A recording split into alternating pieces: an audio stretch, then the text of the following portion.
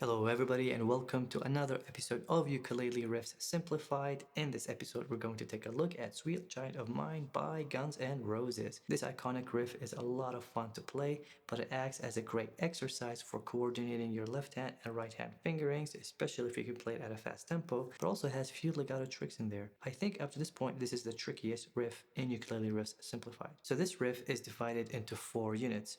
Each one of those units are 2 bars long that repeat. So you have bar 1 and then it repeats into bar 2. That's the first unit. And then bar 3 repeats into bar 4. That's the second unit, and so on. So really, there are 4 patterns that you have to learn. But the cool thing is, they're all exactly the same with the exception of the first note. So the first note in the pattern is the open low G. And then when you change the pattern, that's your low A. And then when you change the pattern for the third time, that's your C.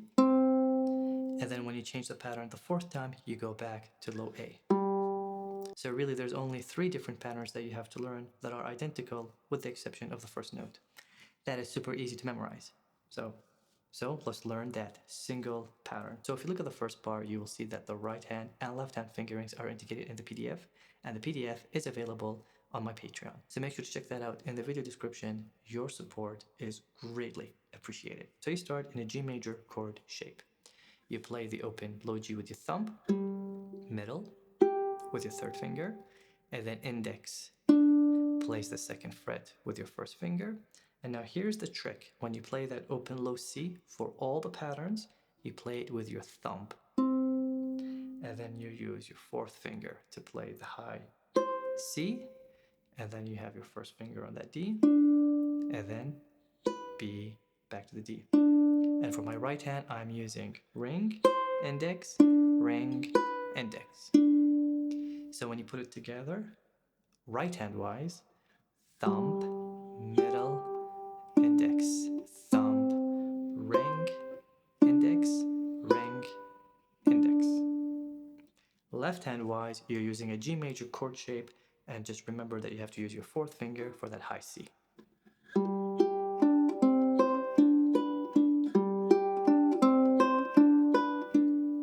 And before you move on, do not forget that that open C is with your thumb. So now that you played it twice, that is pattern 1. Pattern 2 is exactly the same, but our first finger is now busy playing and holding that low A, which means when we play the pattern, our left hand fingers will change slightly. But, like for us, our right hand stays the same. So that's thumb, middle, but now I'm going to use my second finger to play the D tucked underneath the A.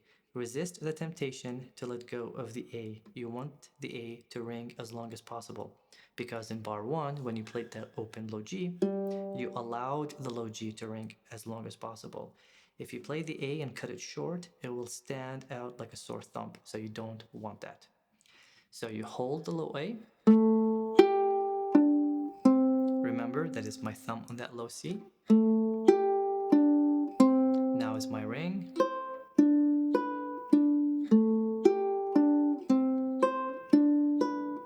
Now it's my turn to relax, but play exactly what I did in the first pattern, except instead of an open low G, I'm going to play an open low C.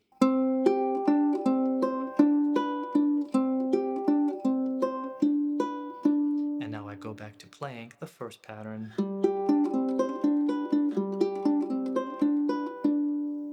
And then when you finish the riff, you just play a G major chord. The tricky thing here is that you have to remember to play that open low C with your thumb, which makes it stand out as a bass note. And you have to remember that for the second pattern, you have to hold the low A. Now here some people will say, well, if I'm holding the low G and the low A, how come I'm not holding that low C as long as possible? Aren't I cutting it short? Yes, you are cutting it short, and the alternative or the fix to that is that you play the low C here, which will allow you to hold it as long as possible. But that overly complicates the riff, in my opinion, so there's no point of doing that. So what I'm going to do is I'm just going to play that low C and be happy that it was able to ring for those 2 extra notes, and then when I play it again, it's reinforcing that note in the ears of the audience. Sometimes we can't win it all, and this is a case of it. So make sure you watch out for your articulation. That low A has to be held as long as possible, which complicates the left hand fingerings in my opinion, but there's no way around it. And this is a wonderful exercise to develop coordinating your right and left hand, especially if you can play it super fast.